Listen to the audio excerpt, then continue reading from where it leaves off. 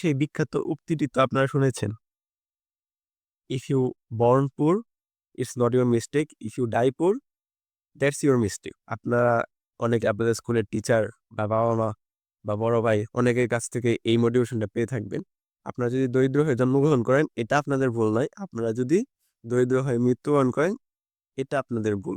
কত চমৎকার ইন্সপায়ারিং একটি লাইন। এখন মজার ব্যাপার হলো বিল গেটসের যোগ্যতাই নাই সে এই কথাটা বলবে, কারণ বিল গেটস সে খুবই ওয়েলদি ফ্যামিলিতে জন্মগ্রহণ করছে, সে খুবই ধনী পরিবারে জন্মগ্রহণ করছে, তার বাবা মার ইনফ্লুয়েন্স অনেক বেশি ছিল। তো সে কিভাবে বলবে যে আপনি যদি দরিদ্র হয়ে জন্মগ্রহণ করেন এটা আপনার ভুল নয়, আপনি দরিদ্র হয়ে মৃত্যুবরণ করলে সেটা আপনার ভুল। সেটা দরিদ্র হয়ে জন্মগ্রহণই করে নাই।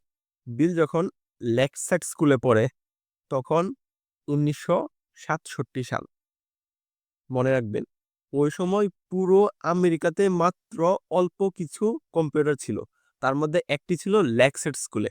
তা আপনি বুঝতে পারতেছেন লেকসাইড স্কুল কতটুক হাই প্রোফাইল স্কুল।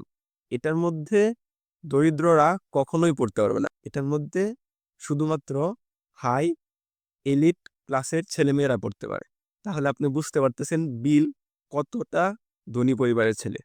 এর মানে এটা তো প্রুভেন যে আপনি যদি বিলের থেকে ৩-৪ গুণ বা ৫ গুণ বেশি জিনিয়াস হন, তারপরেও আপনি বিল গেটস হতে পারবেন না। কারণ বিল গেটস যখন কম্পিউটারের সাথে পরিচিত হয় তখন কোনো একটা দরিদ্র পরিবারের সন্তান কম্পিউটার কি জিনিস সেই নামটাই শুনে নাই।